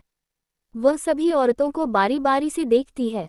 तभी एक औरत अपनी कमर पर हाथ रखते हुए मिसेज रायचंद के सामने खड़ी हो गई और उन्हें ऊपर से नीचे तक देखने लगी। उसने अपने मुंह पर ढेर सारा पान भरा हुआ था। वह उस पान को चबाते हुए बोली, एक बात समझ नहीं आ रही मुझे। अगर तुम मिसेज रायचंद हो तो मिस्टर रायचंद अपनी इतनी खूबसूरत बीवी को छोड़कर दोबारा शादी क्यों करना चाहते हैं? पर हमें क्या, हमें तो पैसों से मतलब है, क्योंकि शादी के बाद ये सब हमारा होगा। इतना कहते ही वह औरत अपनी लालच भरी नज़रों से पूरे रायचंद विला को बाहर से देखने लगती है। वह बहुत ही ज्यादा खुश नजर आ रही थी, मगर उसके चेहरे से ही उसका लालच साफ झलक रहा था। मिसेज रायचंद गुस्से से गार्ड को ऑर्डर देती है, इन सबको अभी के अभी यहाँ से बाहर निकालो। उन्होंने इतना कहा ही था कि तभी एक कार विला के अंदर आई। मिस्टर रायचंद जैसे ही अपनी कार से बाहर निकले, वह विला के बाहर इतनी भीड़ देखकर शॉक हो जाते हैं। उन्होंने मिसेज रायचंद के पास आकर पूछा, क्या हुआ? ये यहाँ पर इतनी भीड़ क्यों है? क्या ये सभी तुम्हारी दोस्त है? उन्होंने इतना कहा ही था कि मिसेज रायचंद उन सभी औरतों की तरफ इशारा करके हल्के गुस्से में पूछती हैं, ये सब कुछ क्या है? ये सब कह रही है कि आपने इन्हें शादी करने के लिए बुलाया है। क्या आप इस उम्र में दूसरी शादी का सोच रहे हैं? मिस्टर रायचंद जैसे ही मिसेज रायचंद की बात सुनते हैं, उनके पैरों तले जमीन खिसक जाती है। वह हैरानी से बोले, व्हाट? यह क्या बकवास है? मैंने कब उन लोगों को बुलाया? इतना कहते ही वो सभी औरतों को देखते हुए गुस्से में पूछते हैं, किसने बुलाया है तुम लोगों को? सबसे पीछे खड़ी औरत जो देखने में बहुत मोटी थी, उसने ढेर सारा मेकअप किया था। वह मिस्टर रायचंद को ऊपर से नीचे तक देखते हुए मुस्कुराकर बोली, मुझे मिसेज रायचंद बनकर बहुत खुशी होगी। मिस्टर रायचंद भड़कते हुए बोले, यह क्या बेहुदा बातें कर रही हो? चौथी औरत हाथ बांधकर मिस्टर रायचंद से कहती है, देखिए, हमें तो यहाँ यही कहकर भेजा गया है कि आप दूसरी शादी करना चाहते हैं। अगर ऐसा है तो मिसेज रायचंद मैं ही बनूंगी। वह सभी औरतें आपस में ही लड़ने लगती हैं। वहाँ का माहौल एकदम मच्छी मार्केट जैसा हो गया था। मिस्टर रायचंद गार्ड्स को देखते हुए गुस्से में ऑर्डर देते हैं, इन सबको अभी के अभी यहाँ से बाहर निकालो जल्दी। पर वह सभी औरतें मिस्टर रायचंद पर झपट्टा मारने लगती हैं। मिस्टर रायचंद खुद को संभाल नहीं पाते और लड़खड़ाते हुए 2 कदम पीछे हो गए। पर एक औरत ने झपट्टा मारकर उनके चश्मे को तोड़ दिया था। किसी तरह गार्ड्स ने उन सबको बाहर निकाला। मिस्टर रायचंद को अभी भी समझ नहीं आ रहा था कि उनके साथ हुआ क्या है। उनका माइंड अभी भी ब्लैंक था। तभी मिसेज रायचंद मिस्टर रायचंद से गुस्से में पूछती है, ये सब कुछ क्या था? मिस्टर रायचंद समझ नहीं पा रहे थे कि क्या जवाब दें। फिर भी वह समझाने की कोशिश करते हुए बोले, ये सब जरूर तुम्हारे उस दामाद ने किया होगा। बहुत तारीफ कर रही थी ना तुम उसकी, देखो क्या कर रहा वो। मिसेज रायचंद उन्हें हाथ दिखाकर रोते हुए गुस्से में बोली, अब इसमें तंज कहाँ से आ गया? और क्या वह आपके लिए औरतें भेजेगा शादी करने के लिए? इतना कहते ही वह गुस्से में वहां से चली गई। और मिस्टर रायचंद अपने सर को पकड़ते हुए दांत पीसकर बोले, तो ये था तुम्हारा सरप्राइज। तुम्हें छोड़ूंगा नहीं मैं। वह गुस्से में अपनी मुट्ठी बंद कर लेते हैं। वहीं दूसरी तरफ तंश के ऑफिस में तंश एक्सप्रेशन लेस भाव से अपने डेस्क के नीचे बैठी अमायरा को घूर रहा था। तभी उसके फोन पर एक नोटिफिकेशन आया। उसने जैसे ही अपने फोन की स्क्रीन पर मैसेज को देखा, उसके होठों पर तिरछी मुस्कान आ गई। मिस्टर जिंदल जो तंश के सामने वाली चेयर पर बैठे हुए थे, वह तंश को जब इस तरीके से मुस्कुराते हुए देखते हैं तो मिस्टर जिंदल अपनी एक आईब्रो ऊपर करके कठोर आवाज में पूछते हैं, तुम इतना मुस्कुरा क्यों रहे हो? और मुझे तुमसे एक जरूरी बात करनी है। तंश फोन से अपनी नजरें हटाकर मिस्टर जिंदल को देखते हुए कोल्ड वॉइस ने बोला, yes mister Jindal. Mister Jindal 5 second तक रुकते हैं, फिर एक गहरी सांस भरते हुए अपनी कोल्ड वॉइस में तंश से बोले, तंश मुझे तुम्हारी हेल्प की जरूरत है। ये सुनते ही तंश के होठों पर मजाकिया मुस्कान आ गई। वह मिस्टर जिंदल का मजाक उड़ाते हुए बोला, क्या सच में जनरल आपको मेरी मदद की जरूरत है? इंटरेस्टिंग। उसकी हंसी को देखकर मिस्टर जिंदल अपना हाथ पटकते हुए हल्के गुस्से में बोले, मेरा मजाक उड़ाना बंद करो और ये बताओ तुम मेरी हेल्प करोगे या नहीं? तंश कुछ सोचने का नाटक करता है, फिर ड्रामा करते हुए बोला, मुझे लगता है एक बिजनेसमैन होने के नाते मुझे आपकी हेल्प नहीं करनी चाहिए। ये सुनकर मिस्टर जिंदल भड़क गए, तुम्हारे कहने का मतलब क्या है? तंश आराम से चेयर पर बैठते हुए बोला, मतलब साफ है, उसमें मेरा क्या फायदा होगा? वही नीचे बैठी अमायरा अपने दोनों हाथों से कसके तंश के राइट पैर को गले लगा लेती है और वह उसकी थाई पर अपने गालों को रखकर अपने कान खड़े करके दोनों की बातें सुन रही थी। मिस्टर जिंदल का गुस्सा धीरे धीरे बढ़ रहा था, पर किसी तरह वह खुद को शांत करते हुए इस बार नम्र आवाज में बोले, पर इससे तुम्हारी मॉम भी अफेक्टेड होगी। अगर तुमने मेरी मदद नहीं की तो तुम्हारी मॉम को भी दर्द होगा। क्या तुम उसे रोते हुए देखना चाहते हो? अमायरा अपनी आंखें चढ़ाते हुए मन में बोली, सासू मम्मा इस बात से कैसे अफेक्टेड होंगी? आखिर बात क्या है? जो डैडी ससुर अपने ईगो को एक साइड रखकर मिस्टर लाइफलाइन से हेल्प लेने आए। अरे डैडी ससुर जल्दी जल्दी बोलिए ना, टीवी सीरियल की तरह इतना सस्पेंस क्यों रख रहे हैं आप? वह हल्का सा अपना चेहरा बाहर निकाल कर बाहर देखने की कोशिश करती है, मगर तंश जल्दी से अपनी राइट हथेली से उसके सर पर जोर से मारता है। अमायरा अपने सर को सहलाते हुए तुरंत डेस्क के नीचे चली गई, पर वह गुस्सा से तंश को देख रही थी। उसने बदला लेने के लिए जोर से उसके पैर पर अपने दांत गड़ा दिए, मगर तंश ने कोई रिएक्ट नहीं किया। लेकिन उसके अंदर आग लग रही थी, क्योंकि अमायरा उसके पैर पर सिडेक्टिव वे में हाथ में मूव कर रही थी, इसलिए तंश खुद को कंट्रोल करने के लिए लंबी लंबी सांसें लेने लगा। तभी मिस्टर जिंदल की बात सुनकर अमायरा एकदम से शॉक हो जाती है। वह अपने दांतों को तंश के पैर से हटाकर शॉक होकर बोली, डैडी मम्मा को धोखा दे रहे। ये तेज आवाज मिस्टर जिंदल के भी कानों में गई, तो वह शॉक हो गए।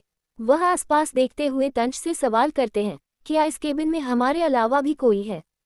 तंश कोई जवाब नहीं देता, मगर अमायरा अपनी मुंडी बाहर निकालकर मिस्टर जिंदल को देखते हुए मुंह बनाकर बोली, डैडी ससुर, मैंने कभी नहीं सोचा था कि आप ऐसे इंसान निकलेंगे।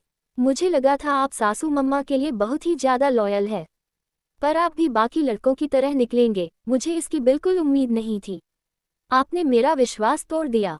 अब मैं जाकर सासू मम्मा को सब बताऊंगी कि आपका अफेयर चल रहा है, जिसे छुपाने के लिए आप मिस्टर लाइफलाइन की हेल्प मांगने आए हैं।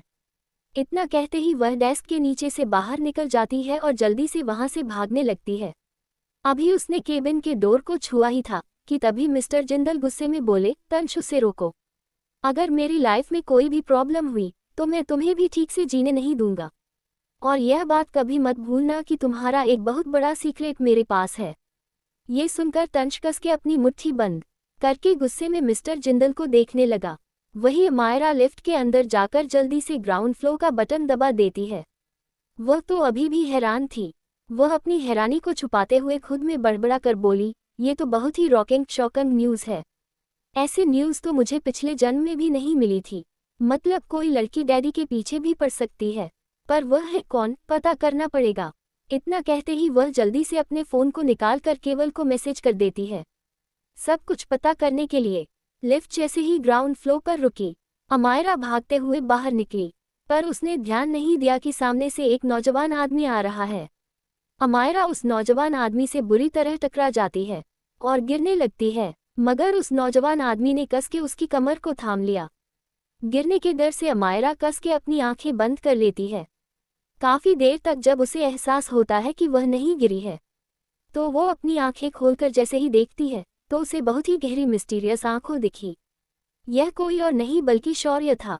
शौर्य एक्सप्रेशन लेस भाव से अमायरा को देखता है, मगर जैसे ही उसे याद आया कि अमायरा एक कैरेक्टर लेस लड़की है तो उसकी पकड़ अमायरा पर ढीली हो गई और अमायरा एक धमकी आवाज के साथ जमीन पर गिर गई। जमीन पर गिरते ही अमायरा को अपने कमर में तेज दर्द महसूस हुआ। वह अपनी कमर को पकड़कर चिल्लाते हुए बोली, आहा, कितनी जोर से लग गई। फिर वह शौर्य को गुस्से में देखते हुए बोली, यू मिस्टर, तमीज नहीं है और मुझे गिराया क्यों? शौर्य नफरत से अमायरा को देखते हुए जवाब देता है, बिकॉज शौर्य का स्टैंडर्ड इतना गिरा हुआ नहीं है जो एक बिकाऊ लड़की को हाथ लगाए। अमायरा जैसे ही शौर्य के इतने कड़वे शब्द सुनती है, उसके चेहरे के एक्सप्रेशन एकदम से बदल जाते हैं। वह घूर के शौर्य को देखते हुए खड़ी हो गई, फिर अपने हाथ झाड़ते हुए एक्सप्रेशन लेस भाव से बोली, मिस्टर शौर्य हो या सूरज, आई डोंट केयर, पर तुम इस तरह मुझे जज नहीं कर सकते और ना ही मेरे कैरेक्टर पर उंगली उठा सकते हो।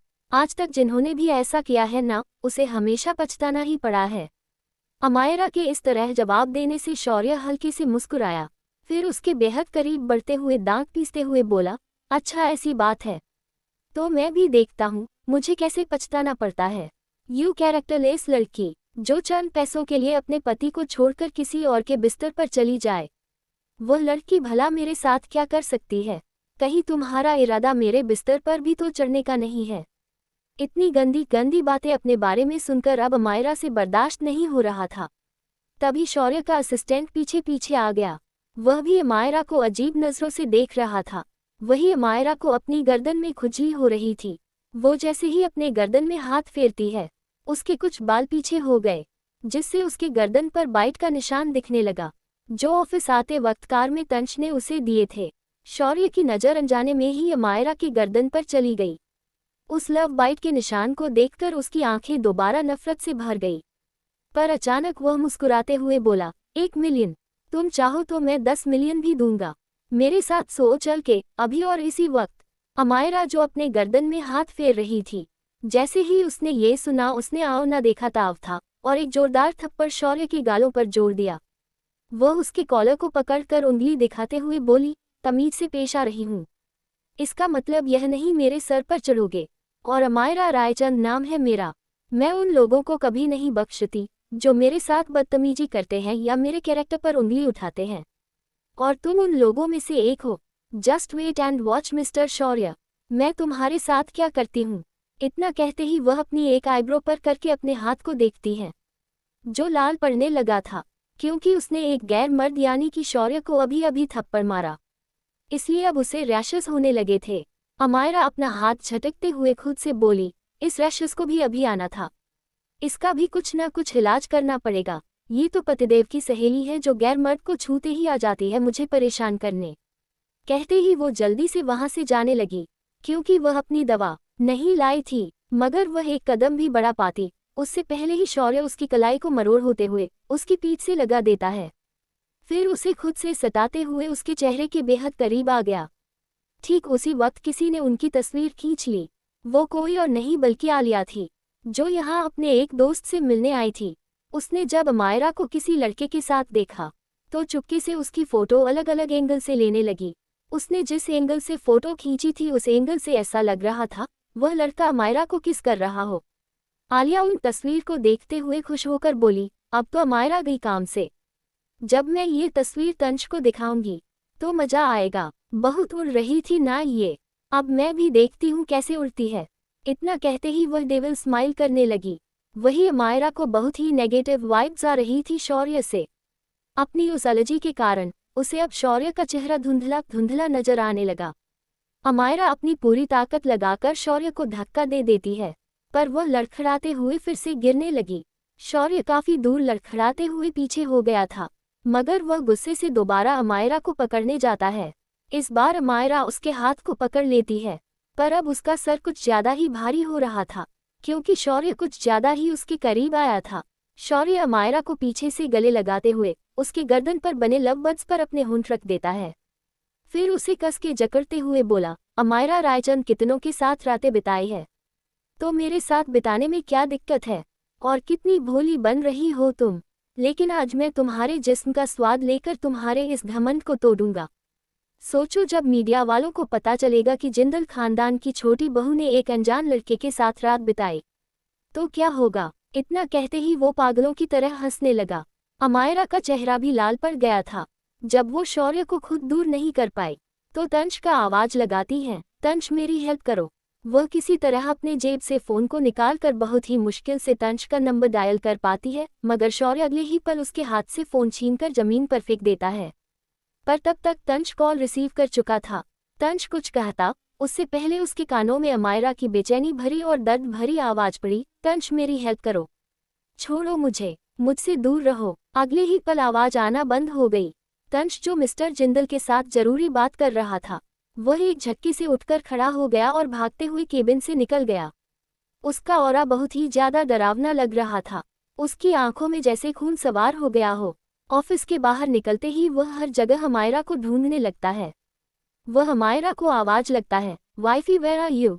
तंश काफी बेचैन हो गया था, पर गुस्से के कारण अब उसकी नशे भी दिख रही थी। अचानक ही कुछ दूरी पर उसे अमायरा का फोन पड़ा हुआ दिखा, जो टूट चुका था। वह जल्दी से उसे फोन को उठाता है और जोर से चिल्लाया, Whoever you are, if you even touch my wifey, I will kill you. Then even God will not be able to save you from me. तुम जो कोई भी हो, तुमने मेरी वाइफी को छुआ भी तो मैं तुम्हें जान से मार दूंगा। फिर तुम्हें मुझसे भगवान भी नहीं बचा पाएगा। इतना कहते ही वह अपना फोन जमीन पर फेंक के तोड़ देता है। वह गुस्से से कांप रहा था। इस वक्त 35 तंश अमायरा को ढूंढने के लिए हर हद पार कर रहा था। तंश इस वक्त अपनी कार को बहुत ही फास्ट ड्राइव कर रहा था। उसने अपने कान में ब्लूटूथ लगाया हुआ था। दूसरी तरफ से किसी ने कहा, अंडरस्कोप, यस टीजे। तंश एक्सप्रेशनलेस भाव से बोला, अंडरस्कोप, सीक्रेट शैडो कमांडोज को वापस बुलाओ। और वाइफी के पास पहुंची। वह मुझे किसी भी कीमत पर सही सलामत चाहिए। इतना कहते ही वह कॉल कट कर देता है। तंश बार बार अपने फोन में अमायरा की लोकेशन देख रहा था, क्योंकि उसने चुपके से अमायरा की वॉच में एक ट्रैकर लगाया हुआ था। वहीं दूसरी तरफ शौर्य इस वक्त अपने एक प्राइवेट विला में था। अमायरा बेड पर लेटी हुई थी। उसे होश नहीं था, पर उसके पूरे शरीर पर इस वक्त रेड कलर के रैशेस दिखाई दे रहे थे। शौर्य और उसका असिस्टेंट बेड के पास खड़े थे। दोनों की नज़र सिर्फ और सिर्फ अमायरा पर थी। शौर्य अमायरा को देखते हुए एक्सप्रेशनलेस भाव से पूछता है, अंडरस्कोप, यह इसे क्या हो रहा है? इसके शरीर पर यह निशान कैसे हैं? शौर्य के असिस्टेंट को भी कुछ भी समझ नहीं आ रहा था कि आखिर हो क्या रहा है। उसने देखा अमायरा की हालत थोड़ी और खराब हो रही थी। उसने डरते हुए शौर्य से कहा, अंडरस्कोप, बॉस, मुझे ऐसा लगता है हमें डॉक्टर को बुलाना चाहिए या फिर मैडम को हॉस्पिटल छोड़ना चाहिए। शौर्य गुस्से में बोला, बिल्कुल नहीं। कितने मुश्किल से यह मेरे हाथ लगी है। इतनी आसानी से मैं इसे जाने नहीं दूंगा। इतना कहते ही वह अमायरा के और भी ज्यादा करीब चला जाता है। फिर उसे ऊपर से नीचे तक निहारने लगता है। अमायरा के शरीर पर भले ही रैशेस निकल आए थे, लेकिन उसकी खूबसूरती में अभी भी कोई कमी नहीं थी। शौर्य अमायरा के गालों को छूते हुए अपनी धीमी आवाज में बोला, तुम बहुत खूबसूरत हो। जब पहली बार तुम्हें मैंने होली के दिन देखा था, तभी सोचा था तुमसे शादी करूंगा और तुम्हें अपना बनाऊंगा। पहली नज़र में ही तुम यहाँ पर। इतना कहते ही वह अमायरा के हाथ को कुछ छूता है और फिर उसे अपने सीने पर रखते हुए आगे बोला, तुम यहाँ पर बस गई थी। मेरा दिल देखो कितनी जोर से धड़क रहा है, और यह सब सिर्फ तुम्हारे कारण हो रहा है। लेकिन तुमने मुझे धोखा दिया। सोचा था उस जिंदल खानदान के सबसे छोटे बेटे से तुम्हारा डाइवोर्स करा दूंगा, उसके बाद तुम्हें अपना बनाऊंगा। लेकिन तुम तो उसके बिस्तर तक पहुंच गई। पर कोई बात नहीं, एक बार तो मैं भी तुम्हें आजमा कर देखूं कि आखिर टीजे ने जिस लड़की के साथ रात बिताई है वह कैसी है। क्योंकि टीजे जो कभी किसी के करीब नहीं जाता, अगर वह तुम्हारे करीब आया है तो जरूर तुम में कोई बात होगी। वैसे उसकी पसंद को मानना पड़ेगा, बहुत अच्छी पसंद है उसकी। इतना कहते हुए वह अमायरा के गालों को छूने लगते हैं। वह जैसे जैसे अमायरा को और भी ज्यादा छू रहा था। अमायरा जो कि बेहोश थी, उसे बेहोशी में भी बहुत ज्यादा अजीब लग रहा था। उसके माथे पर सीकन साफ नजर आ रही थी। शौर्य अमायरा के ऊपर आ जाता है। वह जैसे ही अमायरा की गर्दन की तरफ झुकता है, एक बार फिर से लव बाइट्स के निशान देखकर उसका गुस्सा बढ़ गया। वह अपनी उंगली से बाइट्स के निशान को मसलते हुए दांत पीसकर बोला, आज मैं तुम्हारे इस गोरे से जिस्म पर अपनी छाप छोड़ूंगा। तब इससे भी गहरे निशान तुम्हारे शरीर पर दिखेंगे, जिन्हें देखकर मुझे बहुत सुकून मिलेगा। काश तुम कैरेक्टरलेस लड़की ना होती, तो मैं तुम्हें अपनी पत्नी बनाता, मगर तुम्हें रखेल बनाकर भी मैं बहुत खुश हूँ, क्योंकि तुम्हारा शरीर तो मुझे मिलेगा ही। आज हम दोनों का मिलन होगा। तुम तो बेहोश हो, तो मुझे कैसे रुकोगी, और मुझे नहीं लगता कोई तुम्हें बचाने आएगा भी। इतना कहते ही वह मायरा के टॉप को कंधे से और हल्का सा नीचे कर देता है।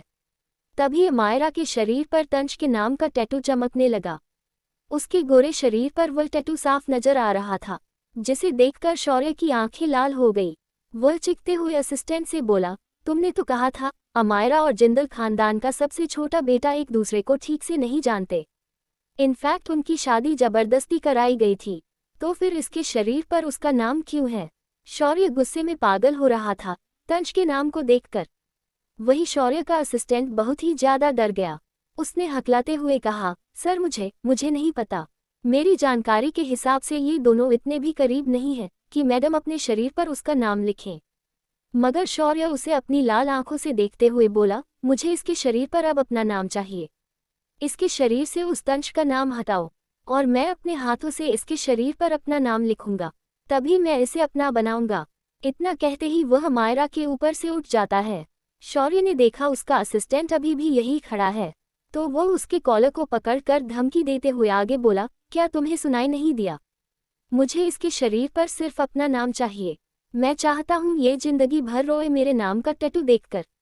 मैं इसके शरीर के हर एक अंग पर अपना नाम लिखना चाहता हूँ। जल्दी से जो और टैटू मशीन लेकर आओ। असिस्टेंट डर कर शौर्य को समझाते हुए बोला, बॉस मैडम की हालत तो देखिए, उनके शरीर पर कितने ज्यादा लाल निशान आ चुके हैं। उन्हें इस वक्त डॉक्टर की जरूरत है। अगर उनकी हालत बहुत ज्यादा खराब हो गई और उन्हें कुछ हो गया तो जिंदल खानदान आपको छोड़ेगा नहीं। आप अच्छे से जानते हैं जिंदल खानदान न सिर्फ पॉलिटिक्स में, मिलिट्री में, बल्कि बिजनेस फील्ड में भी सबसे आगे है। उनके पास ऐसे गार्ड्स जिनके बारे में हम कभी सोच भी नहीं सकते। शौर्य हंसते हुए बोला, अगर वह जिंदल खानदान है तो मैं भी शौर्य हूँ। जाओ जाकर वह करो जो मैंने कहा है।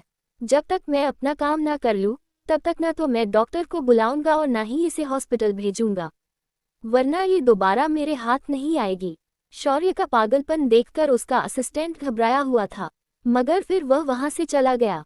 वहीं दूसरी तरफ मुंबई एयरपोर्ट पर कई सारे लोग जो दिखने में नॉर्मल ही थे, वह वेटिंग एरिया में बैठे हुए थे।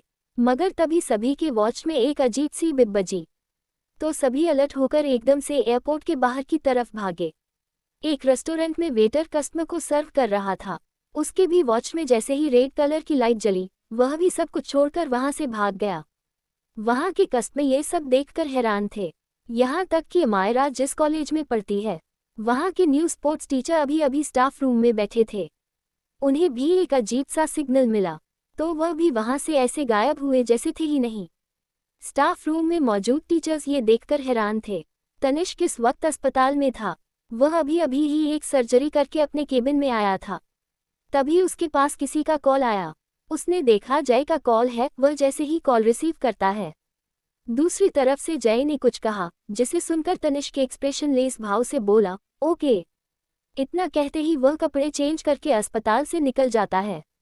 शौर्य इस बात से अनजान था कि कुछ ही मिनट में उसके पूरे विला को चारों तरफ से घेर लिया गया था, पर वह लोग नजर नहीं आ रहे थे।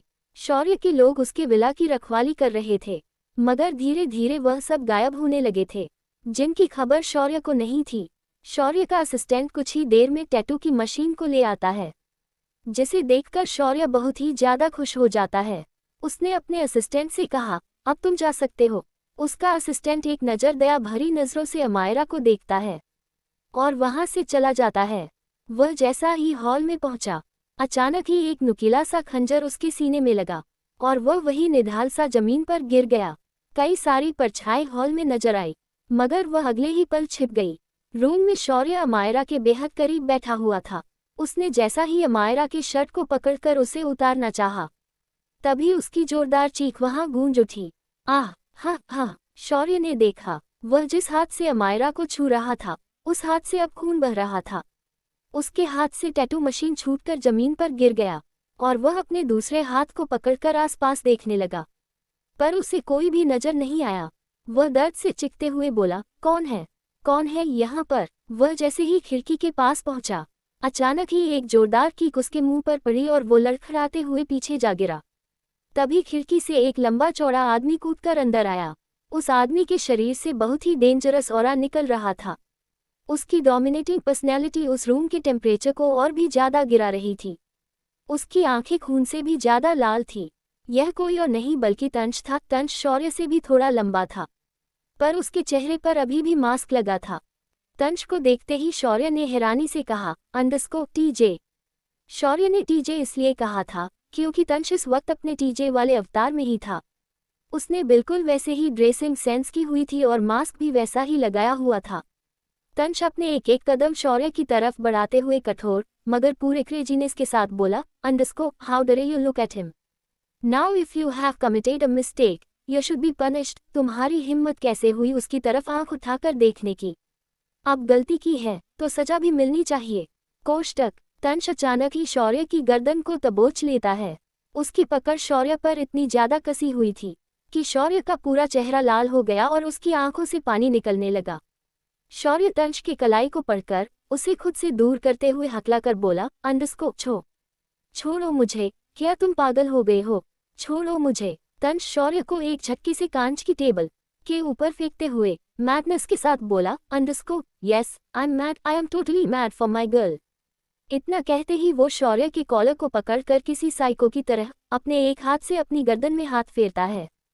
फिर अपनी आंखों में आग लिए शौर्य से बोला, अंडरस्कोर तुमने उसे छूकर बहुत बड़ी गलती की है। अब इसकी सजा सिर्फ मौत होगी, पर यह मौत भी बहुत बेइज्जती भरी और जालिम होगी। उद्धरण चिन्ह अल्पविराम। उसकी आवाज शौर्य को डरा रही थी, मगर शौर्य हिम्मत हारने वालों में ऐसा नहीं था। उसने अमायरा की तरफ देखते हुए नफरत के साथ कहा, अंडरस्कोर क्या तुम इस लड़की के जिस्म के पीछे पागल हो गए हो? ये जिंदल खानदान की छोटी बहू है। पता नहीं इसने कितनों के साथ रात बिताई है। तुम ऐसी लड़की के साथ रहना चाहते हो और इसके लिए मुझसे दुश्मनी मोल ले रहे हो। चलो एक डील करते हैं, हम दोनों साथ में इसके मजे लेने। एक हफ्ते ये तुम्हारे पास होगी और एक हफ्ते मेरे पास। क्या तुम्हें मंजूर है? शौर्य जैसे जैसे बोल रहा था तंश और भी ज्यादा भड़क रहा था। उसके अंदर के जानवर को शौर्य ने जगा दिया था। मगर तभी तंश की नज़र टैटू मशीन पर पड़ी।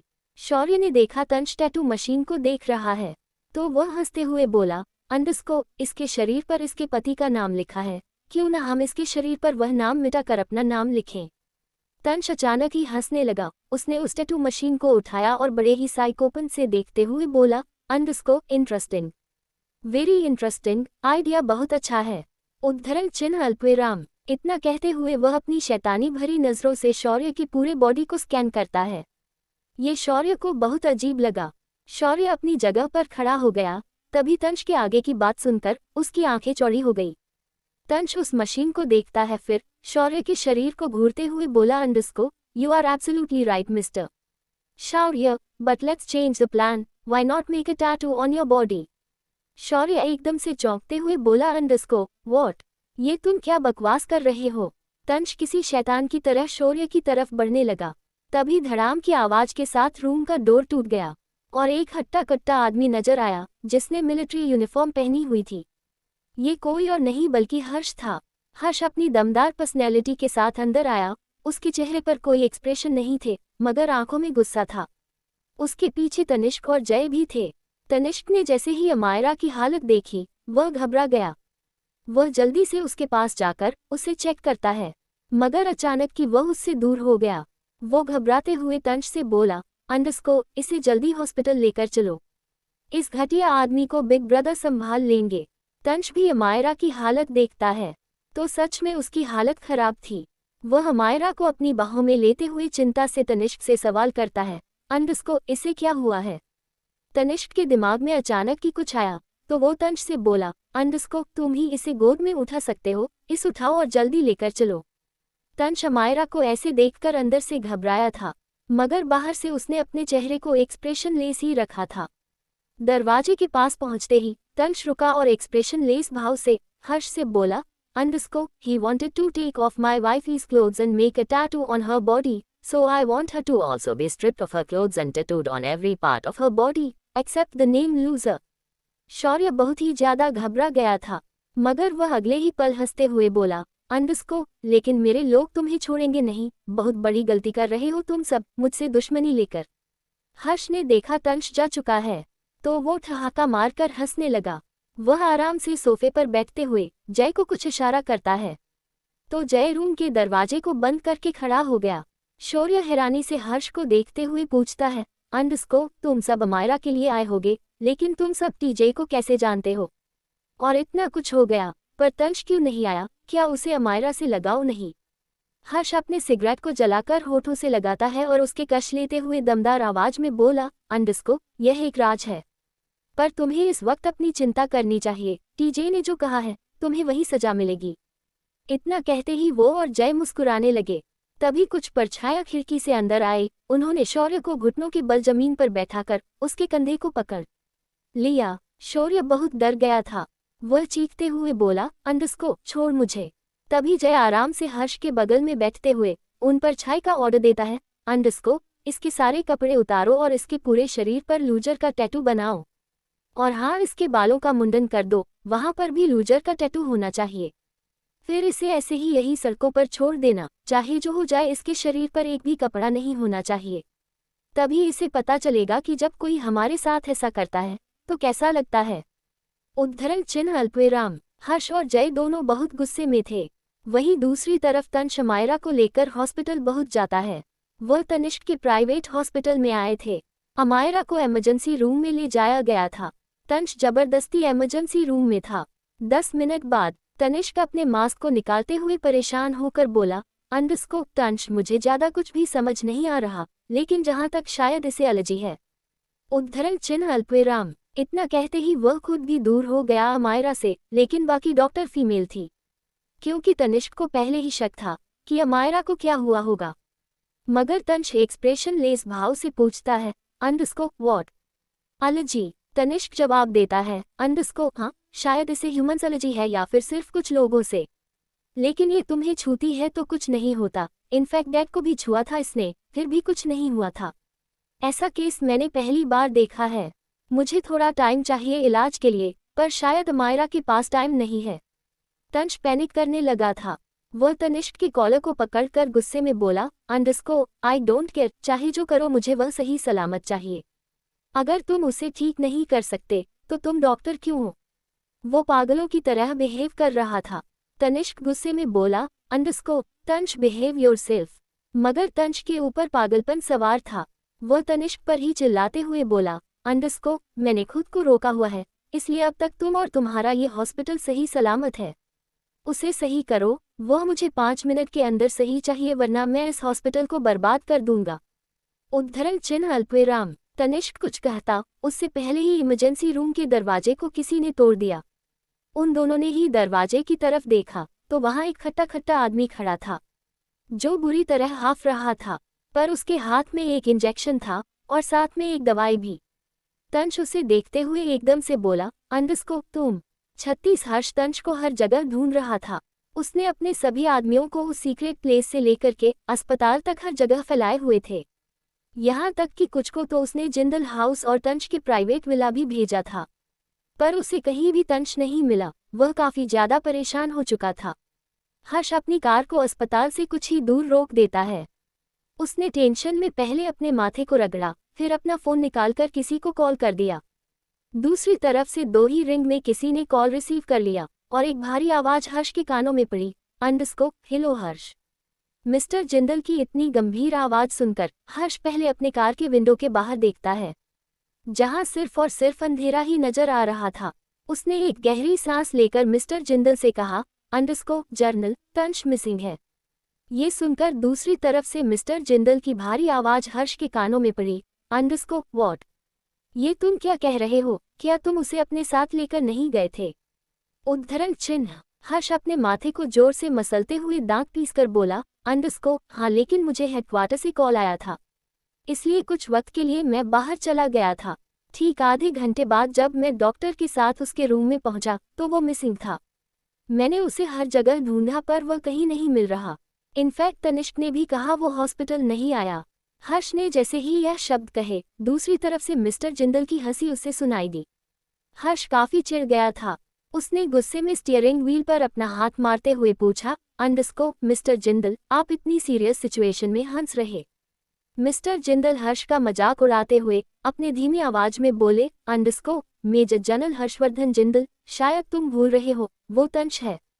भूलो मत, कई साल तक वह मिलिट्री की स्पेशल फोर्स का लीडर रहा है। वो एक जगह से दूसरे जगह कब पहुंचता है और कब गायब होता है, किसी को पता नहीं होता। इसलिए जाकर अमायरा के वार्ड में चेक करो। उद्धरण चिन्ह अल्पविराम। इतना कहते ही वो कॉल कट कर देते हैं। हर्ष भी एकदम से कार स्टार्ट करके हॉस्पिटल के बाहर पार्क करता है, फिर अंदर चला जाता है। अमायरा का वार्ड। अमायरा को अपनी बॉडी में बहुत तेज दर्द हो रहा था, क्योंकि तंश काफी वक्त से उसके ऊपर ही लेटा था। अमायरा ने काफी कोशिश की लेकिन तंश उठ ही नहीं रहा था। ऐसा लग रहा था जैसे वह किसी गहरी नींद में सो चुका हो। थक हार कर अमायरा ने उसे उठाना बंद कर दिया। अमायरा सबसे पहले साइड टेबल पर अपना हाथ बढ़ाकर लाइट ऑन करती है। लाइट ऑन होते ही पूरे वार्ड में रोशनी जगमगा उठी। अमायरा की नज़र सबसे पहले अपने और तंश की हालत पर गई तो उसके गाल गुलाबी हो गए। अमायरा ने देखा, तंश ने और उसने ऊपर कुछ नहीं पहना था। तंश की मस्कुलर अट्रैक्टिव बॉडी अमायरा के सामने थी, जिसे देखते ही अमायरा तंश के मास्कुलर बॉडी छूने से खुद को रोक नहीं पाई। फिर अमायरा अपनी गर्दन तंश के चेहरे की तरफ करती है, लेकिन तंश का चेहरा उसकी गर्दन में छुपा हुआ था। अमायरा को केवल तंश के पिंक लिप्स ही दिख रहे थे, जो लड़कियों के होठों से भी ज्यादा पिंक और सुंदर थे। उसके होठों को देखकर किसी भी लड़की को जलन होने लगे। अमायरा पहले शर्माती है, फिर अपने होठों को चबाते हुए मन में बोली, अमायरा, ये तेरी ही प्रॉपर्टी है। मिस्टर लाइफलाइन के लिप्स तो तुम्हारे लिप्स से भी ज्यादा सेक्सी है। एक किस कर लूं क्या? वैसे भी इसे देखकर लग रहा है गहरी नींद में है, इसे बिल्कुल भी पता नहीं चलेगा। जैसे ही यह बात अमायरा के दिमाग में आई, अमायरा की पकड़ तंश के कंधे पर कस गई। अमायरा धीरे धीरे अपने होठों को तंश के होठों के करीब लेकर जाती है, पर वो अभी भी तंश के गर्म सांसों को अपनी गर्दन पर महसूस कर रही थी, जिस कारण उसे गुदगुदी महसूस हो रही थी। अमायरा धीरे से अपने सॉफ्ट लिप्स को तंश के होठों पर रख देती है। वो उसे किस करके जल्दी से अपने होठों को दूर कर लेती है, फिर तिरछी नजरों से देखने लगी, तंश जगा तो नहीं। अमायरा फिर से उसके होठों को देखते हुए अपने होठों पर जीभ फिराते हुए बोली, अम्मू बेबी, इसे किस नहीं कहते हैं, एक बार और ट्राई करती हूँ, बस ये जग ना जाए। अमायरा धीरे धीरे फिर से उसे किस करने की कोशिश करती है, पर उसकी किस्मत खराब थी कि उसने जैसे ही तंश के होठों पर अपने होठों को रखा, अचानक उसे अपने होठों पर कमर में तेज दर्द हुआ। तंश एक झटके से उसके ऊपर आ गया। उसने एक्सप्रेशन लेस भाव से सवाल किया, you are taking advantage of me? Do you even know I can file a case against you? Amaira पहले तो उसके अचानक उठ जाने से चौंक गई थी, मगर उसने जैसे ही तंश की बातें सुनी, उसका मुंह खुला का खुला रह गया। वो हकलाते हुए बोली, तुम्हारे कहने का मतलब क्या है? तंश बहुत ही सीरियस हो गया। वो उसके करीब पहुंच जाता है, फिर अमायरा की गालों पर गर्म सांसें छोड़ते हुए मैग्नेटिक वॉइस में फिर से बात को दोहरे बोला, तुमने मेरा एडवांटेज लेने की कोशिश की है। मैं तुम पर केस करूंगा, अगर तुम नहीं चाहती ऐसा कुछ हो तो मुझे कंपेंसेट करो। अमायरा शॉकिंग एक्सप्रेशन के साथ बोली, मिस्टर लाइफलाइन, तुम ये क्या बोल रहे हो? और तुम्हारी आंखें इतनी लाल क्यों हैं? इतना पूछते ही अमायरा अपने हाथों को उसके गालों पर रख देती है और ध्यान से उसकी आंखों को देखती है, जो अभी भी बहुत लाल पड़ी थी। तंश अपनी नजरें फेर लेता है। वो बिना कुछ बोले फिर से अमायरा के ऊपर लेटकर एनाकोंडा की तरफ उससे चिपक गया। अमायरा को फिर से अपनी बॉडी में दर्द होने लगा। अमायरा तंश के कंधे पर मारते हुए मुंह बनाकर बोली, मिस्टर लाइफलाइन, उठो, मुझे दर्द हुआ। हाँ। तंश उसकी बातों को इग्नोर कर देता है और जोर से उसके गर्दन पर काट लेता है। वो गुस्से में था, लेकिन अमायरा से दूर नहीं होना चाहता था। अमायरा को अपनी बॉडी में अजीब से चेंजेस महसूस हो रहे थे।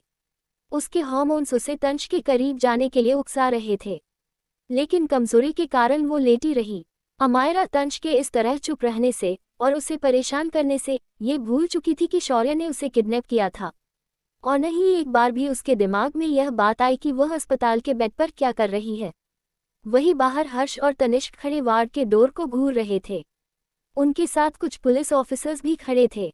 तनिष्क वार्ड को घूरने के बाद मुड़कर इंस्पेक्टर को देखते हुए पूछता है, इंस्पेक्टर क्या आपको पूरा यकीन है कि अमायरा के खिलाफ दर्ज करवाई गई है?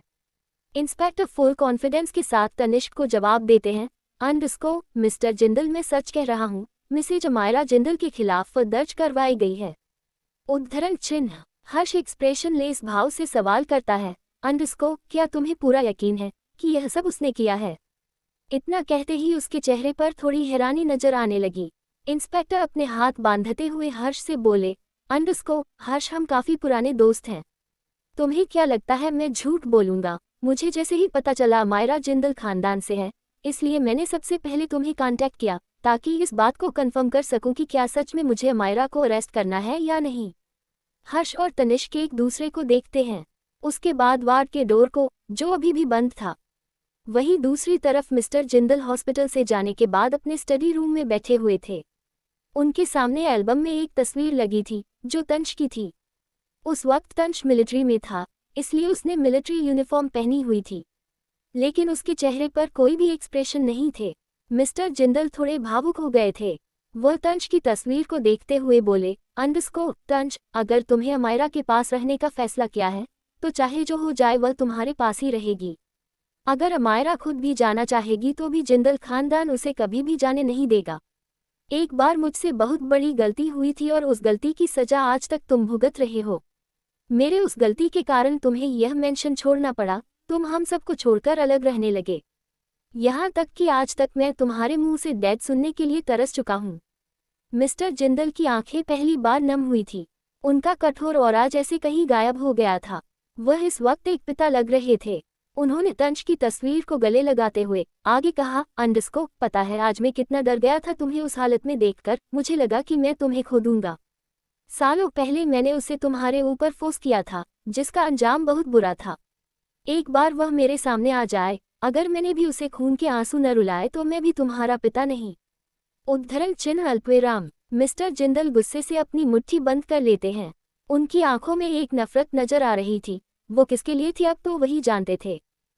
वहीं दूसरी तरफ वार्ड के अंदर अमायरा किसी तरह तंश को बेड पर लेटा देती है और खुद उठकर बैठ जाती है। उसने जल्दी से बगल में पड़ा अपना शर्ट उठाकर पहन लिया। वो अपने गर्दन में हाथ फिराती है, फिर अंगड़ाई लेकर रोनी सूरत बनाकर बोली, कितना दर्द हो रहा है मुझे, और यह सब सिर्फ और सिर्फ तुम्हारे कारण हो रहा है।